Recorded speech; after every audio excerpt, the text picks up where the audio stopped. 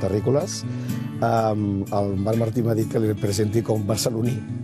No sé si és un ofici, és una vocació o és una biografia, però el que sí que és cert que els barcelonins sí que veiem la seva feina, diguéssim, a tot arreu de la ciutat, perquè Marc Martí és una empresa que penja cartells per la ciutat de Barcelona, i d'això en parlarem perquè el Marc Martí, a més de treballar en aquest ram, col·lecciona de cartells, i al Real Centre Artístic de Barcelona fins al 15 de juliol, si no m'erro, hi ha una exposició de cartelleria modernista, especialment d'en Ramon Casas, i el volíem portar aquí per parlar d'això, per parlar de Ramon Casas i de l'any Casas, diguéssim, del 150 aniversari del seu naixement. Marc Martí, com comença una col·lecció de cartells? Suposo que per derivació professional, no? Bé, en el meu cas particular, soc col·leccionista una mica de família. El meu pare col·leccionava segells, monedes, em portava al Mercat de Sant Antoni, a la plaça Real, i això és una cosa que s'hereda. O sigui, a la família 2 o 3 som bastant col·leccionistes.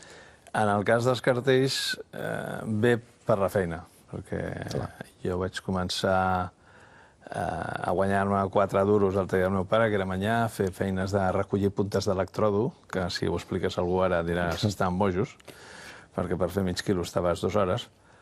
Però després, quan em vaig tenir que espavilar, perquè en aquella època ens havíem d'espavilar, vaig començar a enganxar cartells. Recordo el primer cartell que vam col·locar, va ser l'any 77, uns concerts que ha fet Ramon Muntaner al Teatre Lliure, Veus de lluna i cel obert, si no m'equivoco. I des de llavors hem col·locat cartells, fins avui, encara ho fem. Col·locat i els anaves col·leccionant. Els guardem des de l'any 77, és a dir, farà 40 anys, i en guardem 10 o 12 de cada. Tenim més d'1 milió de cartells de tots aquests anys. D'aquest milió de cartells, si ho pot dir, perquè els col·leccionistes són molt primirats en aquestes coses, quina és la peça que més li agrada al Marc Martí? Quina és la seva peça estimada? Aquest milió de cartells són de cartells moderns que no tenen cap valor econòmic. No tenen valor econòmic, però sí que són un registre, diguéssim, de la vida barcelonina d'aquests anys, no? Però dic, de la peça de col·lecció, quina seria la que...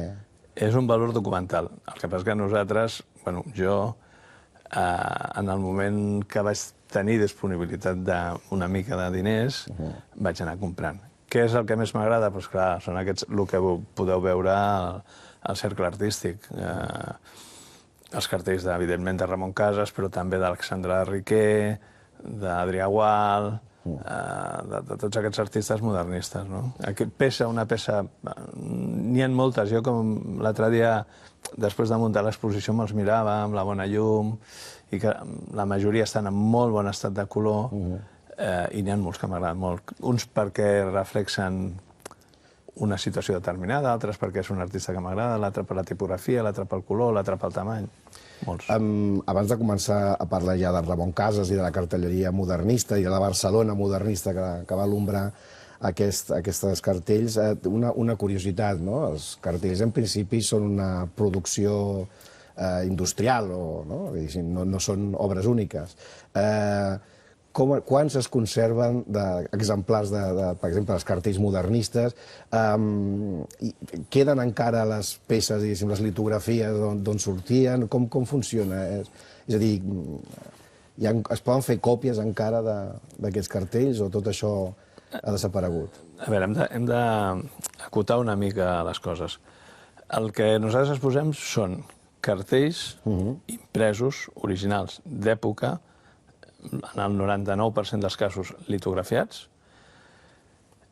però que no són el dibuix original. Per exemple, el cartell que nosaltres tenim d'Anís del Mono és un imprès de l'època, el 1899, però l'original estava a Badalona durant 80 anys, però de cop que això va comprar González Díaz o Pedro Domecq, i això ara està a Jerez. En molts casos, l'original ni existeix, perquè s'ha perdut en el temps, o perquè molts cops el que feia el cartellista, l'artista, era fer un esbós, que després hi havia un mestre litògraf, que era el que dibuixava aquell esbós que havia fet. Sobre la litografia, que era una planxa. Una planxa. A l'exposició veureu un cartell molt xulo, que és d'un tal Giró, és 3 peces, fa quasi 2 metres, està perfecte de color, que aguanta una pedra litogràfica. abans de fer-ho en planxa de zinc, que això comença just al 1900, abans era en pedra litogràfica. I per fer aquests cartells que fan 3 metres per un, cada pedra igual pesava 150 quilos. Tot això va canviar amb les planxes de zinc. És a dir, el que jo recomanaria als que tinguin ganes de sortir una mica de casa i acostar-se al Portal de l'Àngel, al carrer dels Arcs, és que avui estem acostumats a veure les coses en pantalla, o a la tele, o les aplicacions mòbils, o els diaris que tenim, o les revistes, però els colors que veuran allà, els colors que es veuen allà, no els han vist en la seva vida. És a dir, la intensitat, la diversitat. Pensa que a vegades són litografies que tenen 8-10 colors i són els que, per sort, hem recuperat ben conservats, és a dir, que no els hi ha tocat la llum, ni solar, ni elèctrica, ni artificial. Tenen uns colors que no els han vist en la seva vida. On es troben els cartells? És a dir, un col·leccionista, a part del mercat, que suposo que deuen haver mercats, i a internet o subhastes, és a dir, hi ha particulars, hi ha ajuntaments que tinguin cartells, hi ha empreses, suposo, no?, que deuen conservar aquests cartells. Es poden trobar encara joies a Barcelona amagades en algun lloc? O el Marc Martí creu que encara pot haver sorpreses? Estic parlant de cartelleria, evidentment, d'aquesta època històrica, no contemporània. Sí, sempre hi ha sorpreses. Aviam, el mercat internacional dels cartells antics està a Nova York i a París. Són les dues ciutats on hi ha subhastes recurrentment, és a dir, cada any hi ha 2 o 3, de les quals sovint n'hi ha de catalans. A mi m'interessa més el català que el castellà, en general. Un cartell del Penagos, que era un il·lustrador madrileny molt bo i m'agrada, però m'interessa molt la història de la meva ciutat, Barcelona, i la del meu país, que és Catalunya. Però a banda d'això, els que al final comprem cartells així són poques persones i l'administració. L'administració, en el cas de Madrid, sí, té molts recursos. Biblioteca Nacional, jo he anat a subhastes i ostres, mira, em fa il·lusió que et aconsegueixo aquest cartell i s'aixeca el paperet, el de Madrid, Derecho de Tanteo, Biblioteca Nacional, Estado de España. I aquí a Barcelona el col·leccionisme privat, ho havíem parlat abans de... Aquí tenim un número 1, que és el Jordi Carulla. Sí. Hi ha una llarga tradició de col·leccionisme privat de tota mena. Parlem ja de cases, perquè aquest és l'any cases. Generalment, jo crec, quan se li otorga un any a un artista o alguna persona, li fas a vegades no gaire favor, perquè o en fas massa o passa desapercebut. Jo tinc la sensació que aquest any cases potser no està tenint la repercussió que hauria de tindre. Com ho veus tu? I quines coses d'en cases voldries destacar més enllà del que tothom coneix, del tòpic i dels clitxers que l'acompanyen, no? Com podries signar una visió del cases particular teva? Per fer-ho molt ràpid, per no marejar la perdiu, el primer que té que saber la gent és que a Catalunya es produeix la revolució industrial a un ritme europeu, no del reste d'Espanya. Això s'ha de saber. És a dir, si aquí tenim 15 impremtes i litògrafs impecables, és perquè hi ha una revolució industrial, hi ha una generació d'excedents que fa que es tingui que publicitar els productes per vendre'ls. Això seria una reflexió important. Primera, molts bons impressors i revolució industrial al ritme europeu, no al ritme castellà. L'altra cosa important és que el centre estètic d'Europa i per ergo del món era Itàlia i Roma, i a partir d'un moment, a finals del segle XIX, és París. Estem parlant que el cartellisme, tal com l'entenem, neix a finals del XIX, no? Sí, hi ha cartells més antics, però tenen cartells del 1860, però són tipogràfics molt senzills. El cartellisme neix també, en el sentit que coneixem d'aquesta època, per el descobriment o la invenció de la cromolitografia, és a dir, poder fer colors o cartells en diversos colors, no en un sol color. Aquí hi ha una cosa que al Cases també és desconeguda. Jo quan demanava alguna cosa desconeguda potser que era la seva afició per la tecnologia dels cartells. Ell estava interessat en aquests avenços que a la seva època anaven sobre les tècniques d'impressió. Bueno, era modern, el Ramon Cases era ric, no era ruc, era ric. Era ric, sí. Però era modern, perquè els que podien viatjar i anar a París eren els rics, els pobres no podien viatjar. el Ramon Casas com el Santiago Rossinyol i tota la colla dels Quatre Gats. L'Alexandre Riquer, no? L'Alexandre Riquer també és una família rica, una persona que encara existeixen els seus Borja Riquer, el Martí de Riquer, un gran medievalista, era net, em sembla d'ell, una família molt important.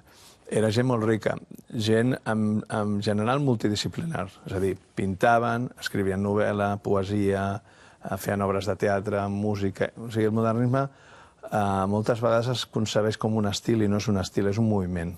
I a més és un moviment tan ampli que tenim els que eren socis del Cercle Artístic Sant Lluc... Ara en parlarem d'això. Que es van segregar del Cercle Artístic. Ara en parlarem d'aquesta... Però era un cercle molt ampli. I jo sempre he pensat que el Ramon Casas, com que era d'una família rica, i dibuixava i pintava olis preciosos, molt realistes de les famílies burgeses catalanes, com ell, que era un burgès, però, per altra banda, hi havia aquella necessitat de la divulgació de la teva obra. I la millor manera de divulgar la teva obra era passar pel Passeig de Gràcia o pel carrer Canuda i veure un cartell d'Anís del Mono penjat al carrer.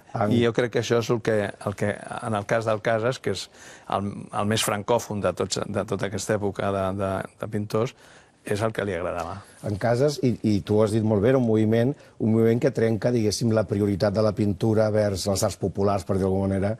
El Casas considerava que els cartells tenien el mateix nivell artístic que els seus olis, per exemple, o encara hi havia aquesta diferència entre faig cartells per guanyar-me la vida o per ser conegut, però l'art estava...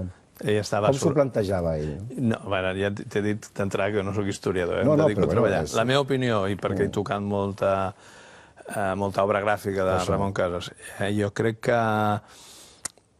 el modernisme també és un moviment que s'acosta molt al poble, s'intenta acostar al poble. Als anys 1898, 96, 97, a l'Ajuntament celebrava l'Exposició Nacional de Artes Aplicades, és a dir, posant en valor els joiers, els fusters, els manyans, els grafistes... La forja... La forja, exacte. El meu pare era manyà. I es feien exposicions i es posava en valor. O sigui, la gràcia del modernisme, sobretot quan pensem en arquitectura, jo he tingut la sort de viure a dues cases modernistes, a la casa Llopis Bofill, on vaig néixer, al carrer Bailèn, València, d'en Josep Maria Gallissà, i ara vic a la casa Cabot, al Roger de Llúria. El ferro, els esgrafiats, els marbres, els llautons, els tiradors, la pintura. És una explosió i posar en valor les arts industrials. El modernisme era un moviment de les arts aplicades, efectivament, però també un moviment bohemi. I tu abans parlaves una mica de la colla, Quatre Gats, en Rossinyol, Casas, en Riquer, eren senyoritos bohemios. I parlaves una cosa que jo crec que és força curiosa perquè, clar, el Real Cercle Artístic té una vinculació amb el Casas més enllà d'aquesta exposició perquè ell en va ser, crec que... Vicepresident. I comentaves la de l'escissió del Cercle Artístic de Sant Lluc. En aquella Barcelona, quina relació hi havia entre els artistes seriosos de Sant Lluc i els bohemios de... No, jo crec que tots eren seriosos amb la seva feina. Jo sóc un amant del Gaudí, encara que se'n parla molt, però les conviccions religioses jo no m'hi poso. Perquè hem de dir que el Real Cercle Artístic és on anaven els modernistes, diguéssim, o exposaven els modernistes, i la gent més conservadora o més seriosa va voler fundar... Van fer com una obsessió, però van fundar aquest nou espai que existeix encara avui. Existeix el Cercle Artístic de Sant Lluc sense, diguem-ne, el motiu fundacional de l'entitat, no? Però sí, per exemple, hi ha la qüestió dels nusos, de les noies despullades. En l'exposició tenim un cartell de Codorniu que va guanyar el concurs, que surten unes senyores amb els pits a l'aire i que molt poc després hi ha versions diferents amb els pits tapats. Hi havia una mural, en aquella època, que feia que un grup de gent, potser aquests més rics com els altres, gent més o menys de casa bona, però que tenien molta més fe, i que van decidir Sant Lluc ja ho diu tot, no? Sant Lluc ho diu tot. La Barcelona de la Rauxa i la més assenyada.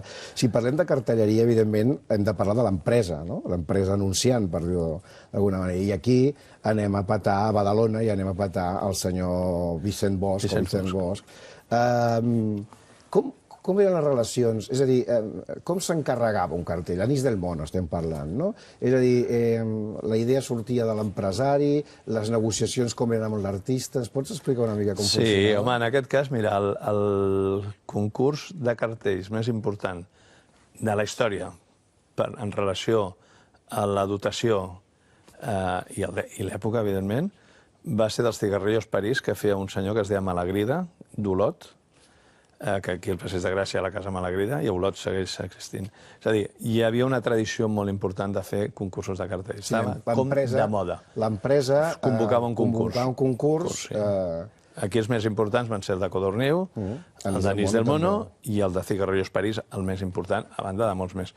Aleshores, clar, la dotació era bastant important, perquè per l'època era molt important, però els artistes tenien molt interès en participar-hi. I en el cas dels Cigarrillos París, o també Anís del Mono, participava gent de... no només de Catalunya o Espanya, venia gent d'Itàlia, de França, d'Alemanya. És a dir... Tenim aquí amb nosaltres aquest llibre, que és a Cases i la seva relació amb la cartelleria, i a la portada és el cartell d'en Cases, La Mona i el Mono, no? Sí.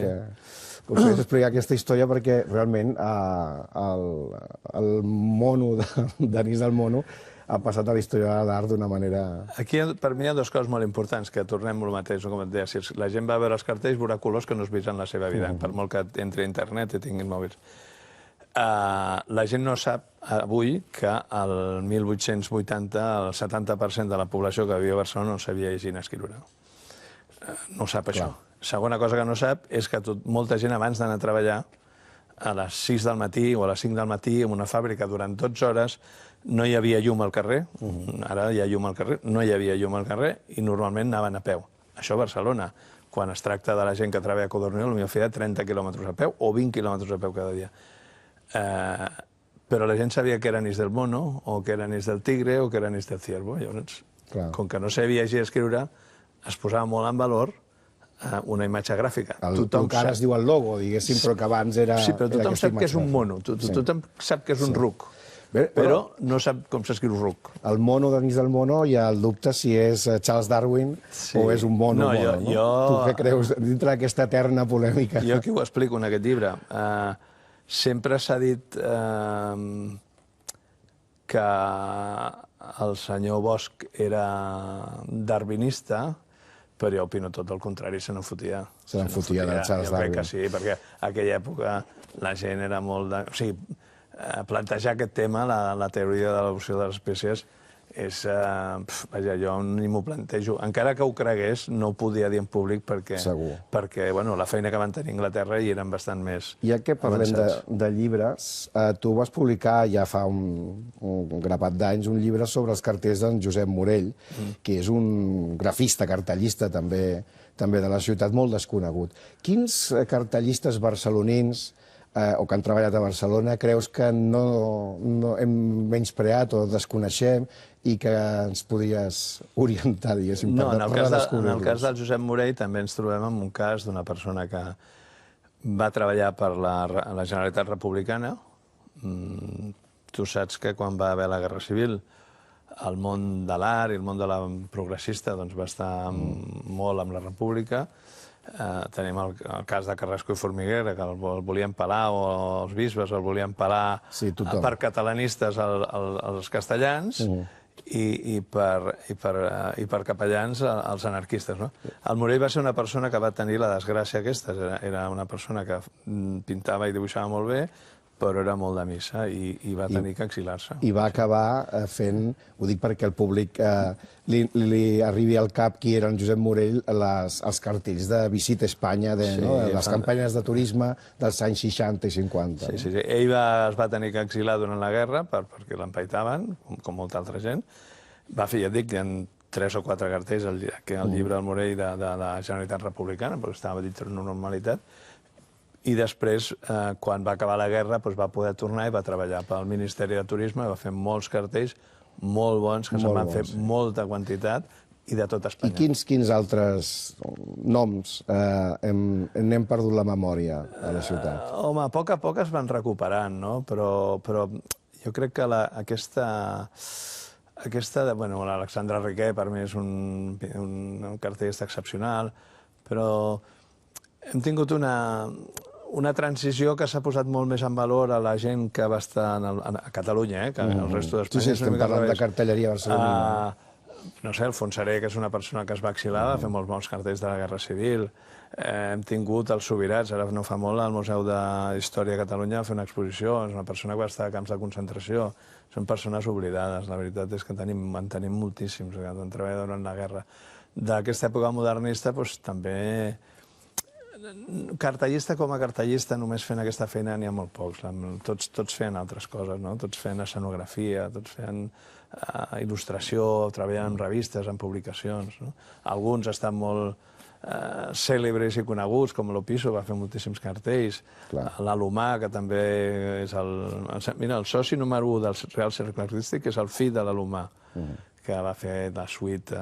És pintor també, com son pare. Era un excel·lent cartellista.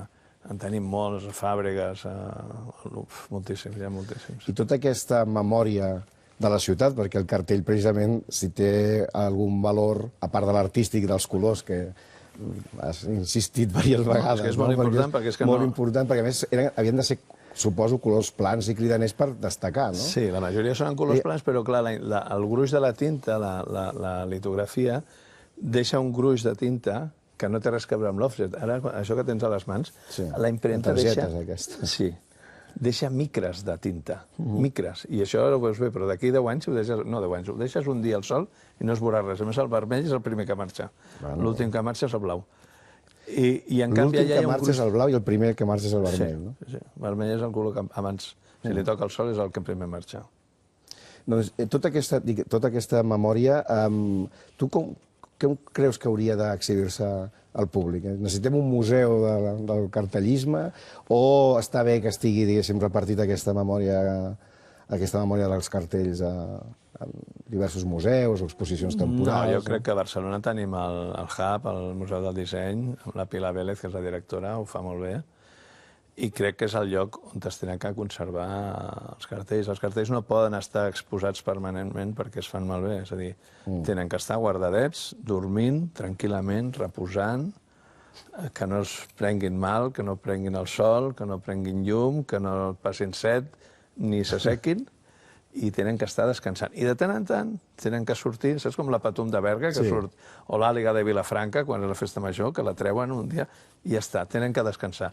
Jo crec que tenim un bon espai, que és un equipament ben dotat, i a mi m'agrada, que està molt bé. Ara, si em permets, t'he vist el col·leccionista que pateix per les peces, i et fan patir els cartells perquè, clar, ho estaves destacant en aquest moment. Són peces que semblen industrials i resistents, però són una terrible... Molt fràgils. Són efímeres, no?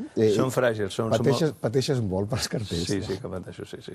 Aquest matí estàvem a Pallars amb una revista que es diu Luz, que justament hi treballava al Casas, i que està el paper tan fet malbé que deia, ostres, posem-los en una funda, són revistes de 4 fulls, de 6 fulls, posem-los en un plàstic i guarda'ls, posa'n al calaix i fins d'aquí 10 anys no tornem ni a mirar-ho, que descansi. Perquè no li entri la llum, digues. Per la llum no, i a més que està molt mal estat. És un paper, és una revista que van fer poquíssims exemplars, és molt rara, es diu Luz. I, ostres, guarda-ho aquí, toco, no et posis guants perquè encara ho faràs més malbé, però quasi guardem-ho, perquè la gràcia al final del col·leccionista és que... És no poder mirar la seva col·lecció, en aquest cas en el teu seria. No, seria que això perduri en el temps. Que si jo em moro, hi hagi gent que ho pugui gaudir. Si em moro, no. Em moriré segur, com tu. Tots ens morirem. Però que...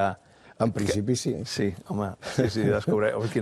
No ha passat mai que no es mori. Em preocuparia molt que no ens moríssim. No, seria una mica inquietant. Vull dir-te que el meu aspecte, el meu sentit, almenys, és que això pugui, igual que són coses que jo he aconseguit de persones que no hi són, però és que quan jo no hi sigui, això ho pugui consultar. Ara parlaves d'una revista, no? Del cas Sluf. Ell també va dibuixar per Els Quatre Gats, Peliploma, revistes molt més conegudes.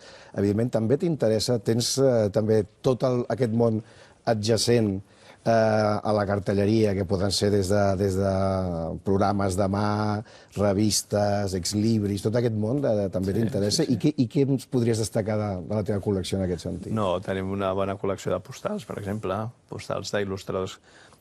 El modernisme és una mica l'eix central. Tenim Catalunya i el modernisme és l'eix central. A partir d'aquí tenim alguna cosa de fora, alguna cosa de després, bueno, dels anys 20, dels anys 30, dels anys 40, tenim moltes coses també.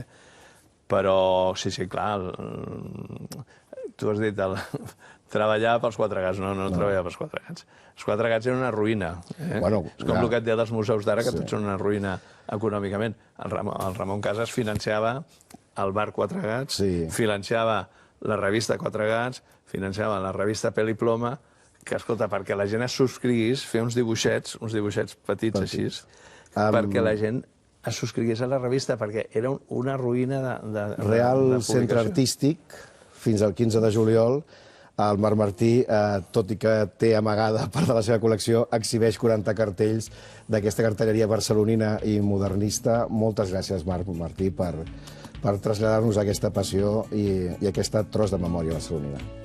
Gràcies a tu.